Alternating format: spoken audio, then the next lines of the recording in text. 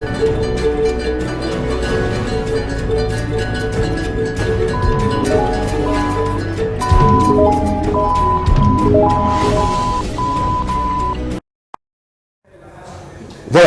Doudou Monti Télévision, merci na Balandino so, le autre invité pour Nabino invité Mibalé.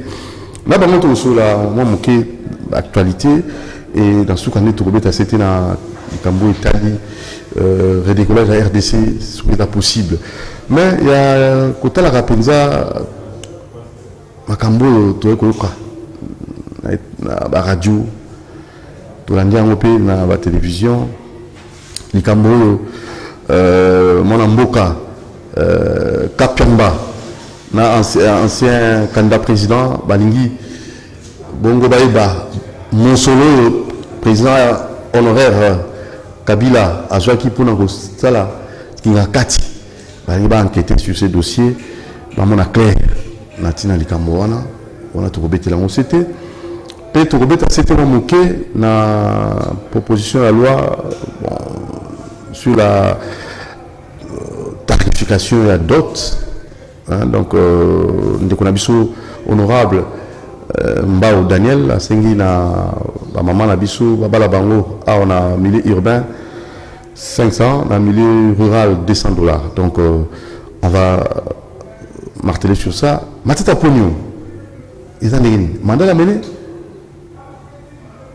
Ce sont là les quelques questionnements.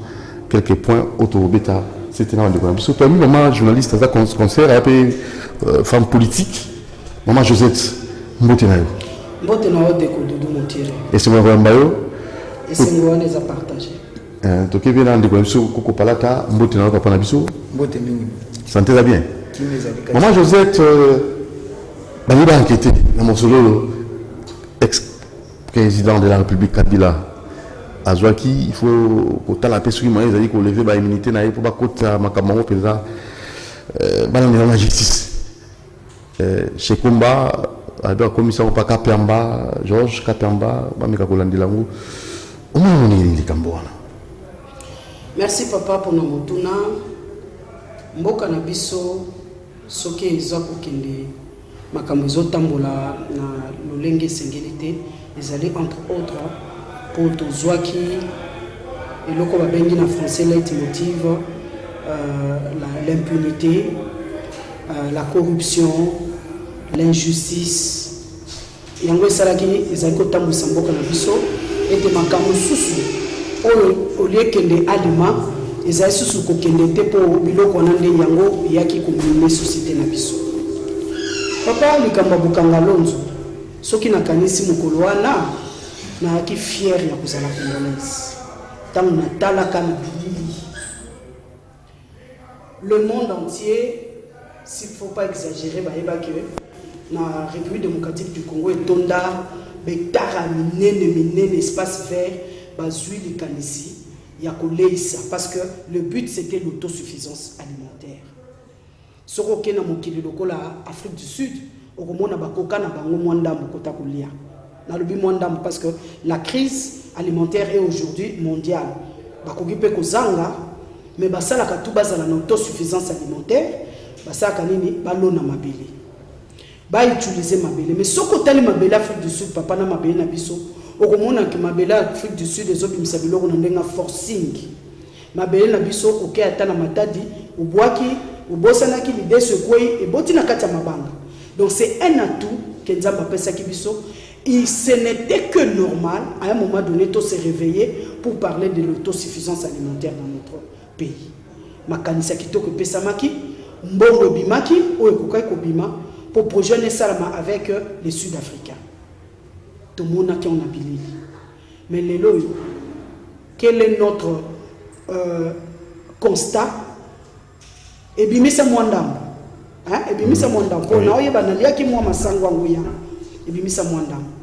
Mais le mbongo est belé bimisaki pour na kosa musala wana na résultat pesi comme on dit en français il n'y a pas match. Alors peuple congolais aza ezambonga contribuable donc peuple congolais salaka maman na teka na kwamba ya kuzoka taxe na ye omoni taxe na yango salaka que non le nani ekota na caisse ya l'état pour bazobongo basala misala Alors, peuple congolais tient qu'un bon monnaie parce que ça contribuable. Il faut atuna. Boni, na makamba bukanga lonzo. Kotuna zotuna, faut pas remonter mena filière. Nana salaki na tangwana, mbongo ane bimaki boni, pona nini musala salamete. C'est ça qu'on appelle l'état de droit. Alors, ce qui se fait aujourd'hui, ce n'est ni un acharnement, c'est seulement au nom de l'état de droit. Il faut traçabilité. Il y a misala to sala ki bimisa ki mbongo belé et monana pour que lobby ata mbongo mususu bimi mutu abanga kozwa maboko na ye atia na kesa l'État. Kinga Kati, président honoraire. Mon solo azaka ngo wapi? Kinga Kati, président honoraire. Kabila. Solo ana zoki wapi? Na ba Shekomba lingi ayeba. Mais il était président de la République en ce moment. OK? Mbongo soko babi ba dekese na kesa l'État. Pour passer la musala. Ce n'est que normal, mbongo bima na kesa l'État pour na eloko songolo. Ce qui mbongo ki bima ki na kesa l'État. Mbongo ngo bima ki combien? Est-ce que na misala salamaki na mbongo bima ki et kokani source ya kozwa mbongo tango bazolo bakeno mbongo ane utaki wapi? Moi je me pose aussi la question, pourquoi cette question? Pourquoi le loba lingi batu na mbongo ane utaki wapi? Alors qu'il était le président de la République, en tant que président de la République, a mené un projet à lobby, bobi misambongo na kesa l'État. Ce qui bimaki na poche n'est pas ça le problème. Bon, et bima na poche n'est alingbe azwango wapi. Ce qui est un problème, c'est parce que c'est l'argent du contribuable. Et ça mbongo à l'État. Yango balingi balandela mbongo à l'État pour nani et puis si musala et puis si résultat n'enge pe sakate. Alors je me demande quelle est l'opportunité. Il y a reposé question. Mbongo wana e utaki wapi. Donc pas un doute que mbongo wana e utaki na kisa wapi. Azoki yango wapi. Mais nous avons beaucoup de sources de revenus dans notre pays. Tout ça, des sources de revenus dans notre pays. Si na budget de l'État, parce que là je n'ai pas beaucoup d'éléments. L'élément, mais je crois bien, comme c'est juste tous la Kapamba Georges, là chez Komba peut-être on va creuser. Pour creuser, ouais. C'est ce que je fais, ce que je dis, ce sont des suppositions.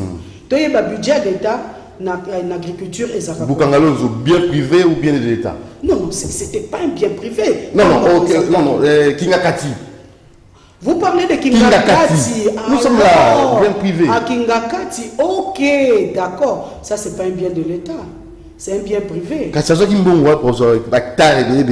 En tout cas, pour que nous retournions, Azoki Mbongo, Wapi, Yakusala Bektar, Mounene Bongo. Parce que le peuple, vraiment, excusez-moi, je n'avais pas bien compris, j'ai fait du coq à l'âne. Or, nous parlons de Kinga Kati. Le peuple se pose la question. Parce que nous avons eu à dénoncer même le fait que Banyamaya Zo. Zo ezasuna Banyamate, Banyamawana ezalena Kinga Kati. Est-ce que si c'était un bien public, ça veut dire que ça allait être ouvert au public? Parce que je me rappelle quand j'étais petite fille, tout le monde est dans Zo. Papa na mama bandoko même so nazo to bande ko mona makako azako bina ko mona ezaki nani na bosani kombo na ye to bande ko mona banguma to zo mona ba léopard to zo mona, même si le président de la République à cette époque-là, Mobutu, avait des lions, des léopards, des zèbres na niveau ya Oya. Mais c'était pas un bien privé. Voilà, oui, mais yango nazolo na raccordement parce que les autres, les gens peuvent dire que non, Mobutu pas Zalaki. Na Oya na cité de Loya. Na cité de Loya, c'était d'ailleurs Loya, c'est une cité, il y a une institution, c'est une institution de l'État.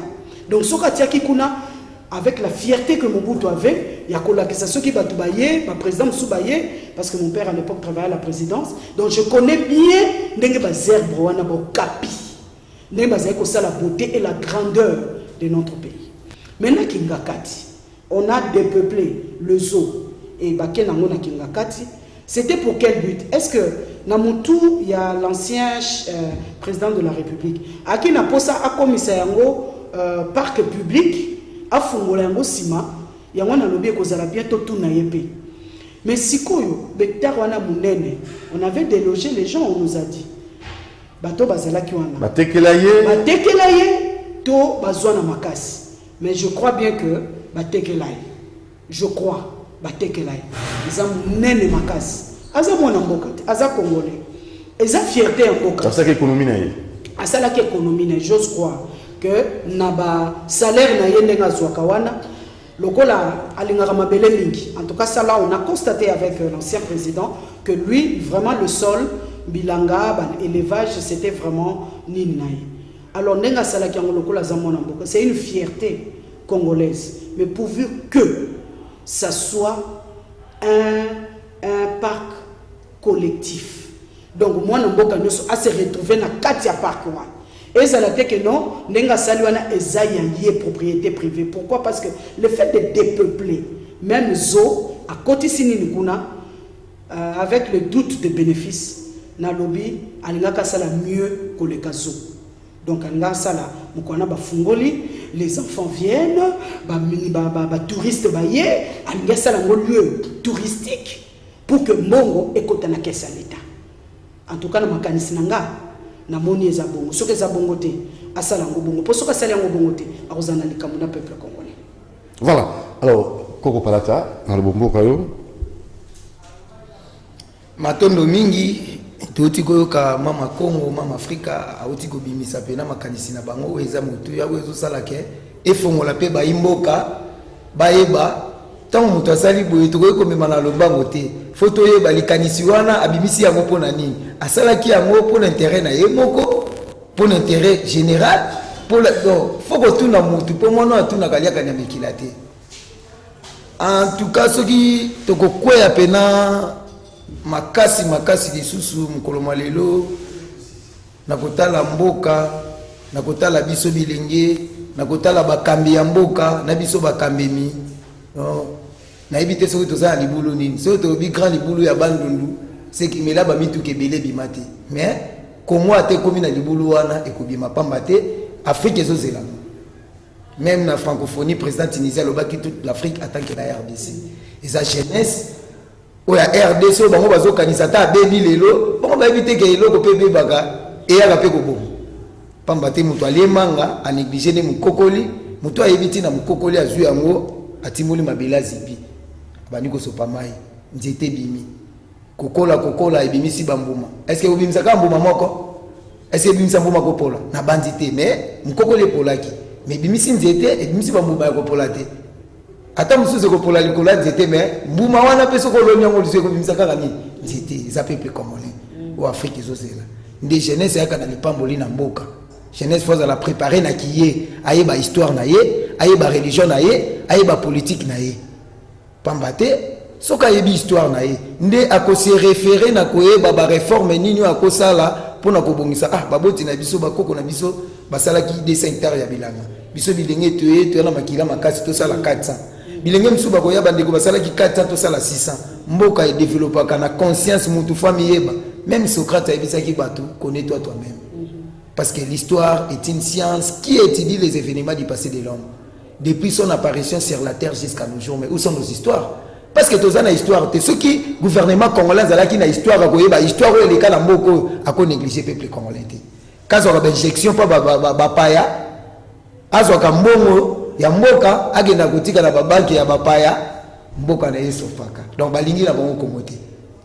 Nde kosenga kobetela mwana mboka baimboka histoire ndenge makambo lekaka to uti wapi to komi wapi to zokende wapi. Ninyo to koyi kosala po jeunesse biso to komi mikolo lobi to kokende to kotika bilenge wana to kotikela bango nini siko ba kotikela biso politique ya diviser pour mieux régner o bazwa ka injection pa ba mindele yango biso pe bilenge to kokambela mboka na bandité ba kotikela biso politique à diviser pour mieux régner na bandité ba kotikela biso spiritualité toni moko ba maikari ba rose croix te photo zonga na spiritualité bantu biso bakoko bayebaki nzambe. Même Léon Paul II temps azotinda ba missionnaire a ibisi bango bien. Alors n'allez pas montrer aux noirs à connaître Dieu. Ils les connaissent depuis ses ancêtres.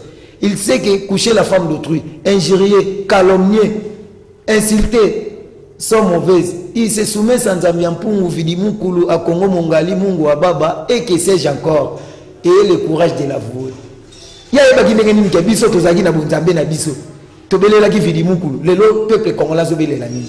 Yango moni makambo eboti tribalisme yango po mutu tango za na spiritualité tango za na confiance en dégonné te mutu tanga za na politique oyo kobatela mboka te po bakoko bazaki na politique ya bialungila tolia to kokela okeza mbobomini ya mokoya na mboka ata mutu akendaki musala ata za na nzala akolia mais lelo baye na diviser première ligne soki akomi mokonzi ekomi ya basi na ye libota na ye abosani peuple oyo ekambaki oyo etiaki mokoloto na bango mpo ya koma mokonzi même tata mokeli nzambe ye moko soki azalaki na mokila molimo ye moko estce mutalinga obenge mokonzi azali te ndasali milimo ebima milimo ya kosala bato ya mosuni mpe mokili ya mosuni mpo etosaka ye eyokaka ye ezalaka na si ya lotoma na ye parceke biso bakongolais totosaka nzambe l'église nyonso totosaka nzambe te pamba te soki bango moko balobi die jaloux sikoyo pa na biso ntango tolongwe na kobenge mpungu tulendo tolongwe na kobenge vidi mukulu tolongwe na bakapasité oyo tozalaki tozwi bareforme ya baninga nde totie na mitu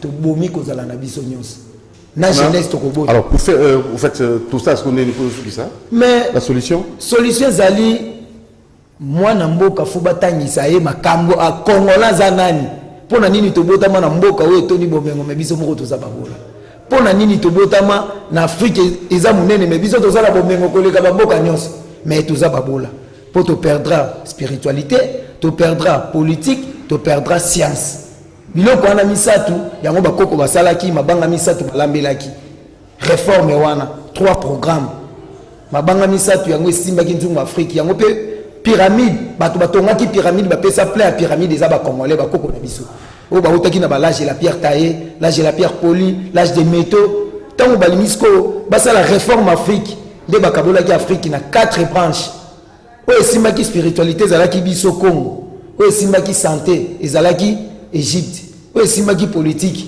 ezalaki Afrique du Sud technologie ezalaki mingi Nigeria nde bakabolaki 4 branches wana mpona kobimisa force wana basalaki nde balukaki basala invention Afrique ezala grande puissance siko Afrique yango ezalaka grande puissance yango lelo ezani.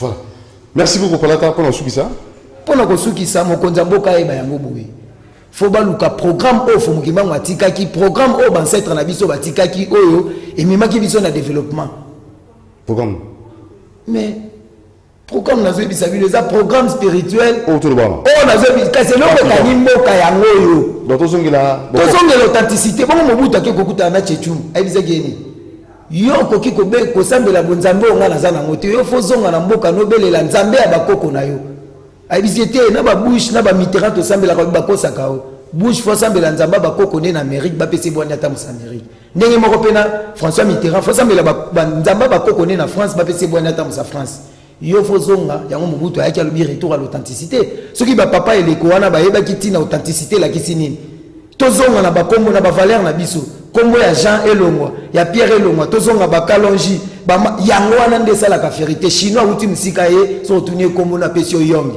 mais congolais otunie kombo na na bi Patrick mais nzoka Patrick eza kaka prénom après mon nom eza non non te très bien teki biso diana bakombo maman Joseph tourna suka front batie en place mpona kotelemela glissement na éviter comment vous jugez élection oyo bamosusu bazobanga neti kozala te pourquoi kotia front anti glissement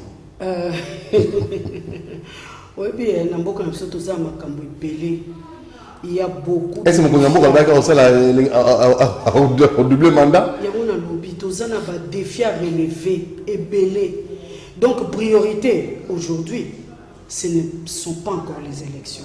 Il faut pas zélaner, non? Pas zélaner, en 2023, pas zélaner. C'est bon. Tu as le pouvoir. Pas zélaner. Attends 2025. Non, je n'ai pas dit ça parce que même le président de la République, n'a pas dit ça. Élection au Salama en 2023. C'est ça. Glissement et Kozalate. Mais pour l'élection Salama, il y a beaucoup de préalables à remplir. Est-ce que tu as dit que tu as dit que toyebi soki l'étranger boni bazal nationalité congolaise toyebi soki comment seni tokosala nango fonds propre l'élection na biso. Or il y a des choses à pouvoir mettre en place d'abord avant que l'élection ezala ba crier souté au tricherie au ni. Alors tout cela toyeba ko kanisa yango pour que en 2023 tombe mamakamou yo bandi kaka ngai na kozala nino na 2023. Mais ce que makambo oyo to décrire que bongité et que obimité au crier tricherie. Donc le problème qui est là, faut voir l'homme congolais aime le pouvoir mais il n'aime pas le peuple qu'il dirige. Nous aimons le pouvoir. Tolingi kibonga. Tolongola kibonga to koma kibobiso. Eza ba oba sali front. So ba tie kibobiso. Ba kolongola idem na bango, na makanisi na bango que non, ngai kaka fona za la président de la République. Donc il n'est pas tozonge pas. Aoucho le balika moko ya bien recours à l'authenticité, tozonga na nino parce que l'âme du peuple congolais a été ravie. Aliéné. Toza aliéné penza. Toza vraiment aliéné. Tozo kanisa to kanisa kaka la solution doit provenir de l'extérieur. Mukolo toza biso soto sangisa makanisi. Pour solution e ou à l'intérieur, to kokarango te photo mona kaka to benga mutu mususa ya. Donc il y a un lobby que glissement et kozala te ceux qui te tenir na maloba ya président de la République. Ceux qui te longoli que kaka ngai na diriger yete. Mboka na biso et ke liboso te. Mais ceux qui te tient que non, yazo diriger ngana ko mema nini. Pour te pousser à liboso pour mboka ke liboso. Ndето gagner ma casse liboso monde. Merci maman Josette, merci Coco Palata, merci na équipe Mobimba, vous s'abonnez massivement à Dudu TV. De l'homme qu'on a Mbotama, Nami le la bonne anniversaire. Mbotama et l'amour. Fêtez Zali Wapi. Mbotama et l'amour, Doudou Montiri. Mbotama et l'amour. Merci beaucoup, vraiment. Basoué Nabino, sans problème. Na plus 243 89 61 52 634 au Bengue Bisso. Vous vous abonnez massivement à Dumontier TV. Merci à Homme de Dieu Tremblement. Merci à Moron Djambé, à Karine Bébé. Nous avons Olivier Longwango, l'homme cinéma. Et je ne dirai pas aussi Christian Banjolo, Bruno Nzinga, Alain Kabongo. Allez, à la prochaine. Tout le monde Congo. Nous avons pour la Lobara. Nous avons Lobara. Quand nous sommes pour le peuple congolais, salam malam pour le peuple congolais. Loba malam pour le peuple congolais. Ciao.